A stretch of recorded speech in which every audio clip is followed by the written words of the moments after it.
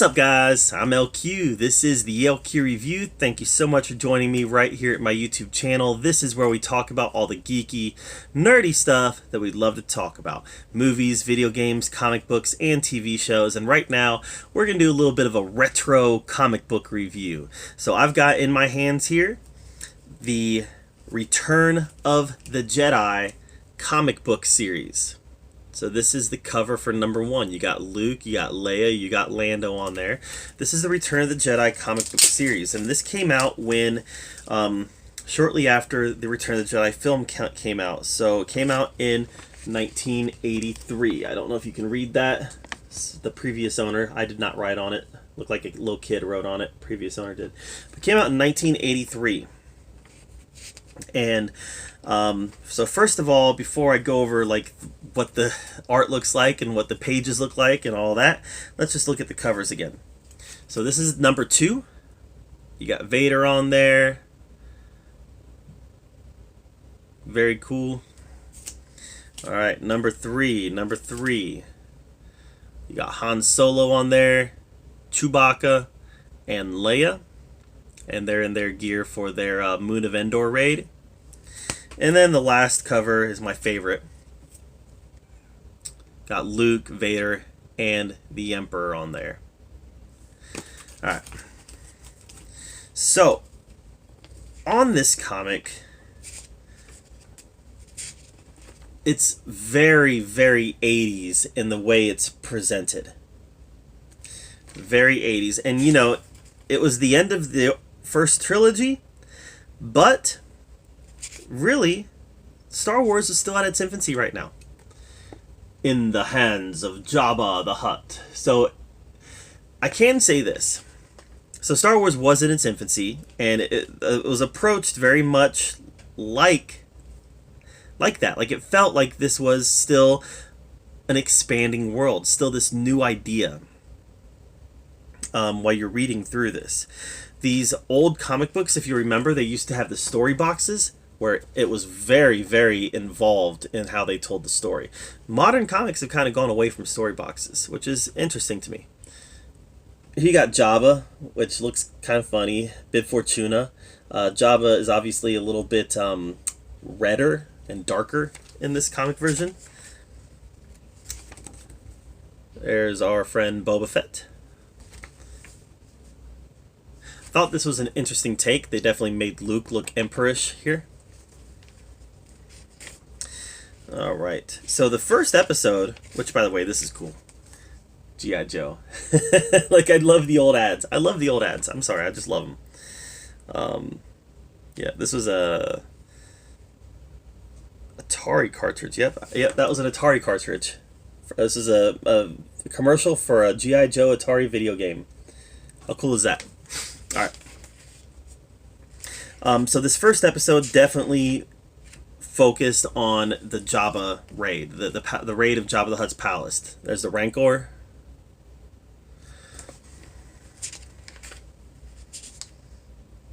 And then at the end of the episode, it wasn't the Rancor. That wasn't the Rancor. Yeah, that was the Rancor, because this is the Sarlacc, right? Yeah, that's the Sarlacc. So they're getting ready to get dropped in the Sarlacc pit. And then they have a bunch of like character posters almost here at the end, which is kind of cool. Another Atari game. Look at this. Is this Atari or is this Coleco? Intellivision. Alright, they got the Intellivision Kool-Aid Man game. I played that. I remember playing that. Alright. Dungeons and Dragons Intellivision. And then back here you've got Atari. Right? This is Atari.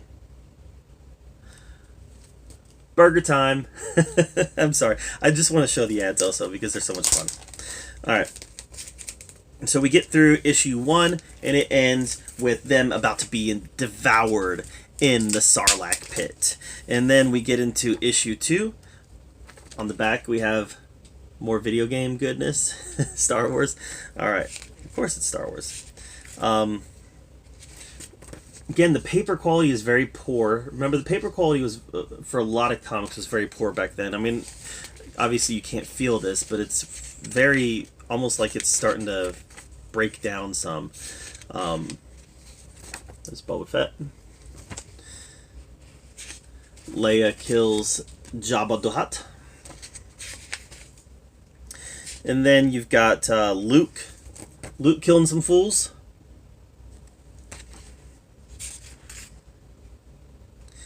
And then you got Han Solo accidentally killing the greatest bounty hunter in the galaxy. So there's that. Right there. So there's that, you know.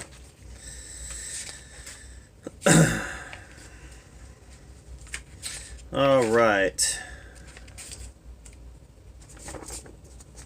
Popeye video game.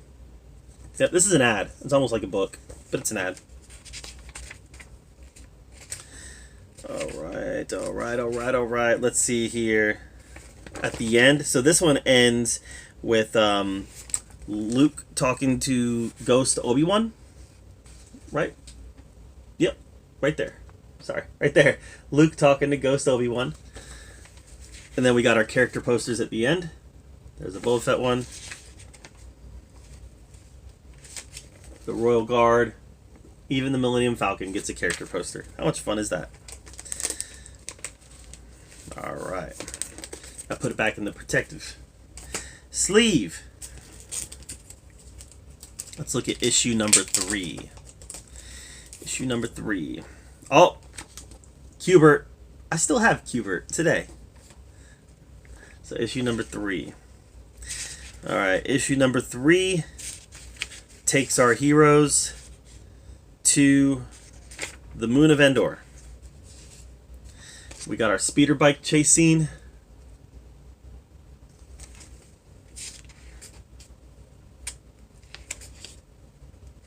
We got our heroes being captured by the Ewoks.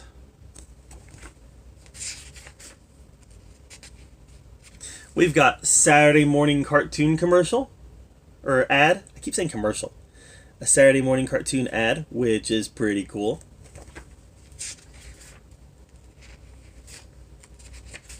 And then we've got Luke and Leia's meeting there in the Ewok village. That was a big moment. And then finally we have Luke surrendering himself to Vader. And again, we've got the character posters at the end. Oh, there's a Lando one. That Lando one's pretty cool. Everybody loves Lando Calrissian, right? Alright, and then we move into issue number 4. What I will say about this is that this did a very good job of capturing the story as it happened in the movie. Not a lot was cut out. And oftentimes in these adaptations, you get scenes that are cut out or significantly shortened. And this didn't really do that. We have a Popeye ad on the back of this one, a Popeye video game. Yup. Alright, let's talk about the last issue. Return of the Jedi. The final duel. And literally, we get a final duel. Alright, we got the Emperor taunting Vader, and then boom. Or taunting Luke, and then boom. Luke and Vader start going at it.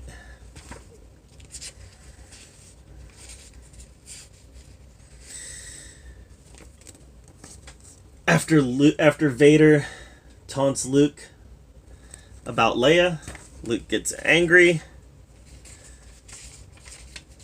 And here we get the Emperor Force Lightning Luke. And we have a lot of action in the space battle. We have a lot of action happening on the moon of Endor. Again, they do a pretty good job of keeping everything in here. Here we have Vader throwing the Emperor down the shaft. Oh, remember this? The Saga of Crystar. You remember that? That was so cool. I used to have those toys. Alright, we got the second Death Star exploding.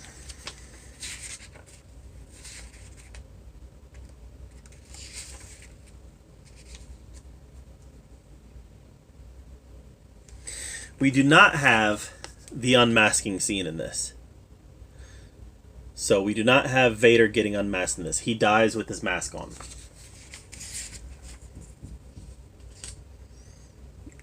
And at the end, we do not have Force Ghost Yoda, Force Ghost Obi-Wan, and Force Ghost Anakin. It's just the heroes being celebrated at the end. And I think a lot of that's because these comics were probably written before the film was complete. But just a little blast from the past here that I wanted to share with you guys. Return of the Jedi number 1. Return of the Jedi number 2. Return of the Jedi number 3. And Return of the Jedi number 4.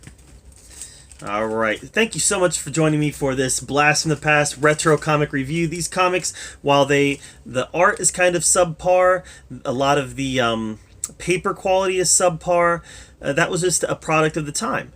You know, the comics today are a lot more crisp, and even the art is a lot more crisp, but in a lot of ways, this art was also more realistic than a lot of the stuff that's put out today. You know, a lot of the stuff was not photorealistic, but it looked like the characters and it looked like real people, whereas a lot of the art that's put out today in comic books don't necessarily look like that. So it depends on what your tastes are. I definitely feel like these comics have this very old feel to them, which may not be the easiest read for modern comic book readers. But I love them. I love those old books. I've got literally thousands of them in my collection. And today I just wanted to pull a couple out and share them with you guys. So thank you for joining me here at the LQ Review. And until next time, we'll see you guys later.